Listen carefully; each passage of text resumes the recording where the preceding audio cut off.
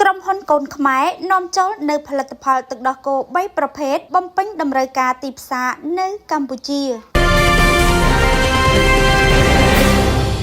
ដោយមើលឃើញពីតម្រូវការចាំបាច់ក្នុងការប្រើប្រាស់របស់អតិថិជនចំពោះផលិតផលទឹកដោះគោក្រុមហ៊ុន MG Megood ដែលជាក្រុមហ៊ុនកូនខ្មែរបានសម្រេចធ្វើការនាំចូលនៅផលិតផលទឹកដោះគោ3ប្រភេទដែលមានគុណភាពនិងសុវត្ថិភាពខ្ពស់ចូលបំពេញតម្រូវការក្នុងទីផ្សារកម្ពុជានេះជាការបញ្ជាក់របស់លោកជំទាវចៅម៉ុយហ្គិចអគ្គនាយិកាក្រុមហ៊ុន MG Megood ក្នុងឱកាសសម្ពោធជាផ្លូវការក្រុមហ៊ុន MG Megood ដែលមានទីតាំងតាមបណ្ដោយមហាវិថីបុរីអង្គរស្ថិតក្នុងសង្កាត់ទួលសង្កែ2ខណ្ឌឫស្សីកែវរាជធានីភ្នំពេញក្រោមវត្តមានចូលរួមពីសំណាក់អាយដាមអុកញ៉ាសាស្ត្រាចារ្យសមោហកៈបណ្ឌិតលេងសុភាពប្រធានសមាគមសហព័ន្ធការពារអ្នកប្រើប្រាស់នៅកម្ពុជានិងសមាគមសហព័ន្ធវិនិយោគនៅកម្ពុជាកាលពីថ្ងៃទី31ខែមករាឆ្នាំ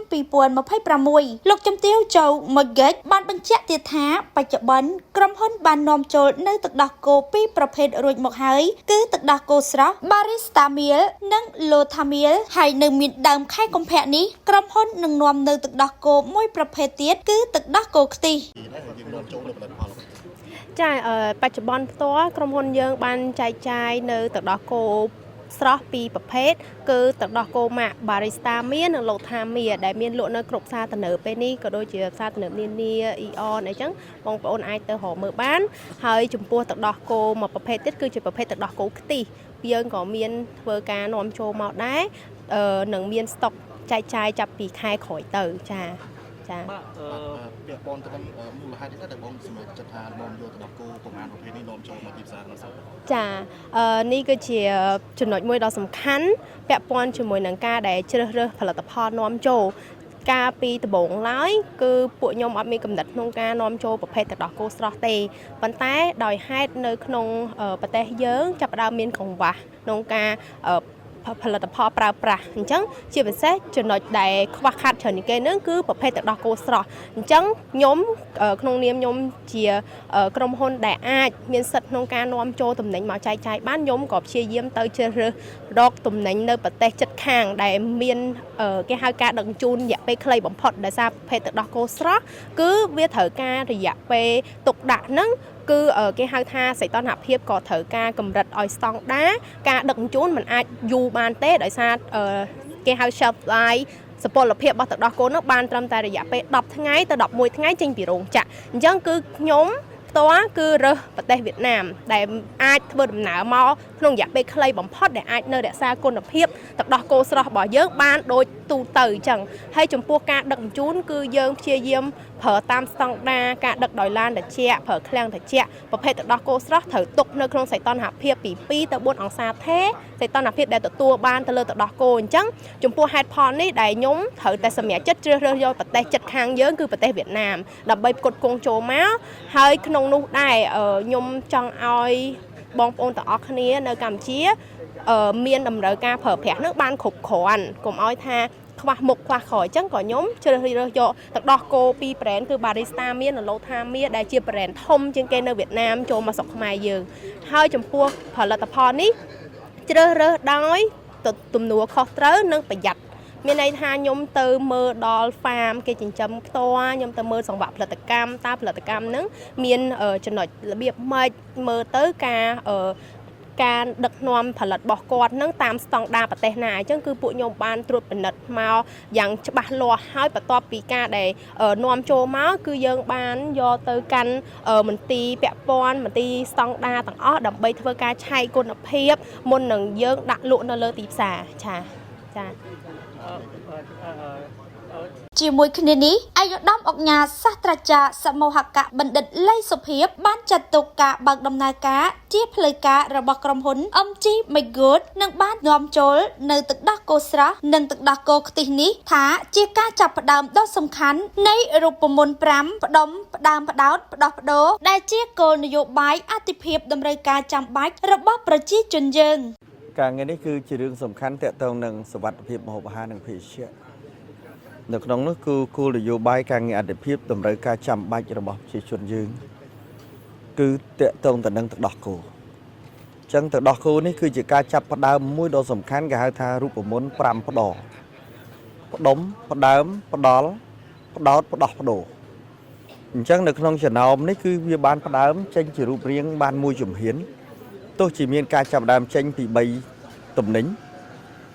ហើយយើងបានធ្វើដោយមានភាពស្របច្បាប់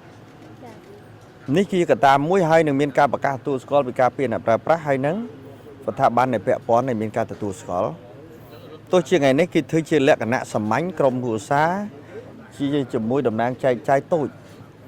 ក៏ជាសារនយោបាយមួយទាក់ទងទៅនឹងសេដ្ឋកិច្ចពាណិជ្ជកម្មមួយដែលមានការចាប់ផ្ដើមបើមិនមានការផ្ដើមទេយើងមិនអាចធ្វើអ្វីមួយបានទេតែយើងចាប់ផ្ដើមណាតែយើងប្រមូលផ្ដុំគ្នាអញ្ចឹងហើយបានផ្ដើមទៅប្រមូលទៅធ្វើអីកើតហើយជាពិសេសខ្ញុំពិតជាមានការកោតសរសើរចំពោះខាងការតំណាងអង្គទូតវៀតណាមដែលមានការគ្រប់គ្រងនៅផលិតផលទាំងអស់នេះដែលបាននាំចូលមកដែលជាការដៃគូទូតដ៏សំខាន់ទាក់ទងទៅនឹងពាណិជ្ជកម្មកម្ពុជាហើយក៏កោតសរសើរចំពោះលោកជំទាវអគ្គនាយិកាជាស្ត្រីមែនហើយក៏ជាតំណាងមួយសម្រាប់ឲ្យស្ត្រីខ្មែរគ្រប់រូបចាប់ផ្ដើមចេញទៅជាការកាត់អីវ៉ាន់លោកនាំគ្នារកស៊ីលក់ដូរក្នុងកម្រិតណាមួយការដោះដូរពាណិជ្ជកម្មធម្មតាការទិញថោកលក់ដុំលក់រីនេះជារឿងមួយធម្មតាជុំគ្នាទៅហើយដែលមានស្ត្រីមួយជាគំរូដែលអាចចាប់ផ្ដើមហើយក៏ជាការលើកទឹកចិត្តដល់ស្ត្រីមេផ្ទះក្តីស្ត្រីជាចំនួនក្តីគឺយើងអាចជុំគ្នារកស៊ីលក់ដូរតាមលទ្ធភាពនៅចំណេះជំនាញនិងលទ្ធភាពសមត្ថភាពរៀងៗខ្លួននេះជាកត្តាមួយដែលខ្ញុំមើលឃើញថាជាដំណើរមួយទីផ្សារធំអ្នកណាដែលរកស៊ីក្នុងមុខរបរនេះគឺពិតជាមានឱកាសល្អច្រើនដោយសារមានតម្រូវការចាំបាច់ខ្ពស់គឺខ្ញុំមានប៉ុណ្ណឹងហើយសំណូមពរចំពោះអាជ្ញាធរដែនដីគ្រប់ជាន់ថ្នាក់ក្រសួងស្ថាប័ននៃពាក់ព័ន្ធនិងដៃគូពាណិជ្ជកម្មទាំងអស់សូមធ្វើការគ្រប់គ្រងនៅអ្វីដែលយើងចាប់ដើមចរាចរណ៍ในការធ្វើសេដ្ឋកិច្ចលក់ដូរលក់ដុំលក់រាយទំនិញនៅក្នុងកម្ពុជាជាពិសេសទៅលើផ្នែកទឹកដោះគោនេះហើយក៏សូមអំពាវនាវដល់អាជ្ញាធរដែនដីគ្រប់ជាន់ថ្នាក់ក្រសួងស្ថាប័ននៃពាក់ព័ន្ធធ្វើការគ្រប់គ្រងនិងចាត់វិធានការចំពោះទំនិញឬផលិតផលទាំងឡាយណាដែលមិនស្របច្បាប់ដែលនាំឲ្យប៉ះពាល់ដល់ខូចដល់សុខភាពទៅតែមានការចាត់វិធានការបើមិនដូច្នោះទេគឺរីប៉ាយវាទៅជាមានបញ្ហារឿងផ្សេងរបស់ស្របច្បាប់និងរបស់ខុសច្បាប់នឹងមានបញ្ហាធ្វើឲ្យវាមានការរាំងស្ទះដល់សេដ្ឋកិច្ចច្រើនសូមអរគុណពេលជាចុងក្រោយយើងឃើញថាបច្ចុប្បន្ននេះដោយសារតែយើងមានភាពបញ្ហាជាមួយនឹងប្រទេសជិតខាងមួយចំនួនហើយអញ្ចឹងតើមានពីពលិអ្វីនេះដើម្បីដល់ទីវេរបស់យើងឲ្យងាកថាតើផលិតផលរបស់យើងដើម្បីលក់នៅក្នុងស្រុកកាត់បន្ថយការនាំចូលពីប្រទេសជិតខាងដើម្បីជាការលើកកម្ពស់កណ្ដាលផលិតផលនៅក្នុងស្រុករបស់យើងនៅពេលនេះគឺយើងបានក្នុងនាមខ្ញុំជាប្រធានសហព័ន្ធវិនិយោគិនកម្ពុជានិងជាប្រធានសហព័ន្ធការពារអ្នកប្រើប្រាស់នៅកម្ពុជាខ្ញុំបានគិតឲ្យនឹងជំនុំមួយថ្នាក់ដឹកនាំក៏ដូចជារដ្ឋាភិបាលគឺយើងរៀបចំចេញជាយន្តការ5ដំណាក់កាលដំណាក់កាលទី1យើងដំណាក់កាលស្រាវជ្រាវថាតើផលិតផលណាខ្លះដែលជាតម្រូវការចាំបាច់នៅក្នុងស្រុកក្នុងអំឡុងពេលដែលយើងមានអរិយភាពជាមួយប្រទេសជិតខាងទី2យើងផ្ដើមទៅលើផលិតផលដែលអតិភិបផលិតផលអតិភិបក្នុងនោះរួមមានទឹកដោះគោមីឬថៃខហើយនិងស្ករនេះជារបស់ដែលយើងប្រើប្រាស់ជាអតិភិបហើយនិងតំណែងប្រើប្រាស់ចាំថ្ងៃទី3គឺយើងត្រូវចាប់ផ្ដើមអាចនាំចូលបដោះអាសន្នទី4គឺយើងធ្វើការវិចខ្ចប់នៅក្នុងស្រុកហើយយើងកំពុងតែរៀបចំ economic zone នៅតាមតំបន់នីមួយៗតាក់ទងនឹងការវិចខ្ចប់ផលិតនិងវិចខ្ចប់នៅក្នុងស្រុកដើម្បីកាត់បន្ថយនៃការចំណាយនិងវត្ថុធាតុដើមអញ្ចឹងយើងបានគិតគូរអំពីបញ្ហានេះអញ្ចឹងហើយបានយើងជំរុញដាក់រៀបត្រៀមនិងធ្វើគោលនយោបាយការអភិវឌ្ឍយុទ្ធសាស្ត្រជាតិអភិវឌ្ឍសហគ្រាសធុនតូចនិងមធ្យមយើងកែសម្រួលអាហ្នឹងឲ្យចេញជាគោលនយោបាយហើយកោតសរសើរចំពោះអាដាមរដ្ឋមន្ត្រីក្រសួងឧស្សាហកម្មនិងសម្ដេចប្រមុខ